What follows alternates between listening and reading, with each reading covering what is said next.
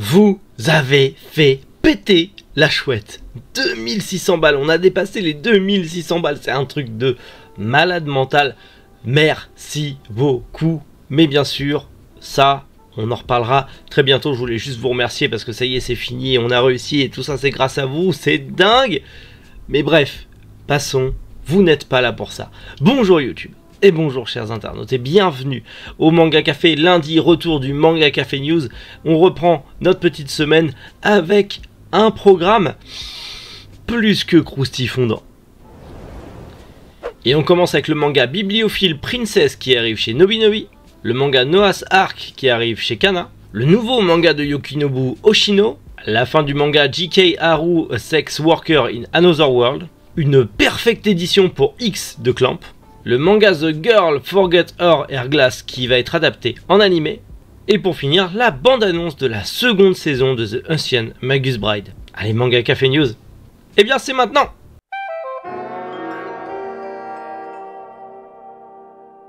Les éditions Nobinobi nous annoncent un nouveau shoujo dans leur catalogue, Bibliophile Princess. C'est prévu pour le 5 avril, et en gros, c'est un manga de romance, certes, mais on va y suivre une jeune aristocrate qui, du coup, est promue à un beau prince.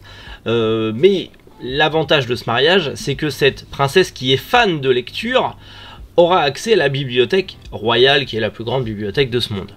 Et donc, c'est plutôt cool. Mariage princier, mariage arrangé, mais accès à un catalogue de livres grand. Et vu que c'est sa passion, c'est plutôt cool. Sauf que finalement, potentiellement, le prince a une nouvelle prétendante. Et donc, comment va-t-elle faire pour sauver ce mariage arrangé? Écoutez, l'histoire de base m'a l'air un peu particulière, mais pourquoi pas? Pourquoi pas? C'est du nouveau shoujo. Il y a des amateurs et des amatrices de shoujo, donc je dis oui, parfait. Et comme je vous l'ai dit, ça arrive chez Nobinobi le 5 avril.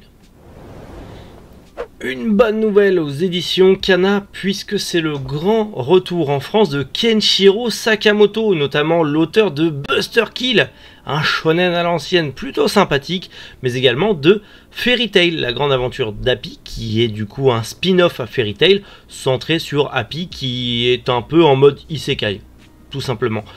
Il faut savoir que Kenshiro Sakamoto, c'était l'assistant d'Hiro Mashima. D'où le fait, elle était assistante sur Fairy Tail, d'où le fait que la grande aventure d'Happy, t'as l'impression que c'est fait par Mashima, tellement c'est bien foutu. Et donc, Noah's Ark est un manga de Kenshiro Sakamoto qui arrive du coup aux éditions Kana. Alors, plus précisément du coup, Noah's Ark, le livre des animas, parce que il y a déjà un autre manga qui s'appelle Noah's Ark, donc à ne pas confondre les deux parce que ça n'a rien à voir. On va être sur un shonen à l'ancienne, comme on les aime, avec un héros qui doit se dépasser. Alors oui, graphiquement, ça va beaucoup ressembler à du Mashima, ça va beaucoup ressembler à du Fairy Tail notamment, mais c'est normal. Il a, entre guillemets, baigné dedans pendant plusieurs années en étant l'assistant d'Hiro Mashima.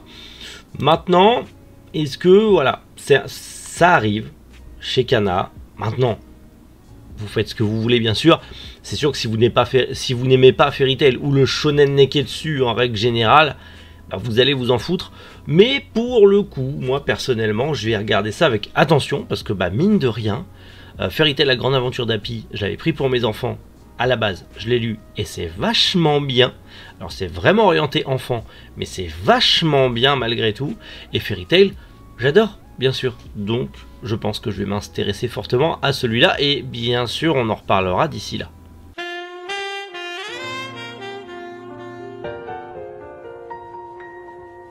Le nouveau manga de Yukinobu Oshino, alors un nouveau manga oui, mais un nouveau manga qui est la continuité de sa série Munakata Kyoju. En gros, l'histoire de Munakata Kyoju, en gros, on suit le professeur Munakata, qui est un professeur d'anthropologie qui parcourt le monde pour étudier du coup les mythes et légendes et leur impact d'un point de vue religieux, culturel et humain tout simplement. Et je veux ce manga en France. Pourquoi il n'est pas encore édité en France? Qu'est-ce que vous attendez les gens? Là encore, on a une nouvelle, du coup, itération où en gros le professeur est en Angleterre et il va en apprendre un peu plus sur les légendes celtiques. Ça me concerne tout particulièrement, moi qui ai des racines, des origines celtiques. Je veux ce manga en France. Qu'est-ce qui se passe? Pourquoi on l'a pas encore? Qu'est-ce qu'ils font les éditeurs là? Je veux ça en France. Je veux ces exits. Je veux ça en France. Ça a l'air beaucoup trop bien. Alors bien sûr ça va être pour un public plus adulte parce qu'on va parler d'anthropologie, c'est peut-être pas quelque chose qui plaît à tout le monde, mais bon, quand on voit le succès d'Indiana Jones ou Sidney Fox l'aventurière pour ceux de ma génération, l'anthropologie et l'archéologie, quand même, ça nous plaît bien. Donc je me dis que je suis sûrement pas le seul à trouver le pitch intéressant et d'avoir un manga avec justement un anthropologue qui parcourt le monde afin d'étudier les mythes et légendes. Je pense que je suis clairement pas le seul à vouloir un manga comme ça. Donc si vous le voulez aussi, venez, on fait la propagande sur les réseaux sociaux, ça peut être drôle. La fin du manga J.K. Haru Sex Worker in Another World. Ça y est, c'est la fin de ce manga. Manga que vous connaissez peut-être, bande de petits coquinous, aux éditions Meian. D'ailleurs, le 6e tome est sorti tout récemment. Eh bien, dites-vous que c'était l'avant-dernier. Et peut-être que vous vous en êtes rendu compte pendant votre lecture. Mais du coup, le 7e tome, qui sortira cet été au Japon, sera du coup le dernier de ce manga. Donc, pour nous aussi, ça sera le dernier en France apparaître chez Meian. C'est un isekai avec une travailleuse du... Voilà, j'ai pas envie de me faire démonétiser, qui voilà, se retrouve projetée dans un nouveau monde. J'en ai vu beaucoup en dire du bien, malgré les a priori que j'en ai. Je m'y intéresserai peut-être pas forcément, en tout cas pas dans l'immédiat. Mais 7 tomes, c'est pour moi une série courte. Et si en plus vous aimez les isekai, ça peut forcément vous intéresser. Une annonce assez folle, bien qu'un peu particulière. X de Clamp va être réédité au Japon dans une collection premium, une perfect édition. C'est une perfect édition qui sort uniquement au Japon. Mais le gros problème, c'est que le manga n'est pas fini au Japon, et encore moins en France. X de Clamp, on n'a jamais eu la fin. Ça fait des années que le manga est en pause, et donc il n'y a pas de fin au Japon. Donc est-ce que du coup, vu que Card Captor Sakura Clean Card Arc est terminé au Japon, ils vont du coup s'attaquer à X de Clamp et enfin finir le manga au Japon dans cette nouvelle édition? Parce que cette nouvelle édition va être lancée justement car elle aurait du coup, à l'exemple de Shaman King et de sa Star Edition, la véritable fin enfin dévoilée et enfin éditée. Est-ce que ça sera le même principe? Est-ce que du coup on aura un X de Clamp Perfect Edition avec cette fois-ci la vraie fin fait par le groupe Clamps justement? Allez savoir, je croise les doigts parce que X de Clamp c'est quand même un très bon manga. Je croise les doigts. Il faut savoir que 3x3 Ice avait eu le droit à sa suite au Japon des années après. Donc, potentiellement pourquoi pas X de Clamp, à voir ce que ça va donner. En tout cas on l'espère, et on espère bien sûr avoir cette perfect édition en France, un de ces quatre. Ce serait pas mal. Moi j'aimerais beaucoup personnellement, je sais pas pour vous, mais moi j'aimerais beaucoup. Surtout que apparemment voilà, ça va être perfect avec page couleur et tout ça. Donc si on a la même chose en France, notamment quand on voit certaines perfect éditions faites par certaines maisons d'édition qui sont plutôt cool, on croise les doigts très fortement.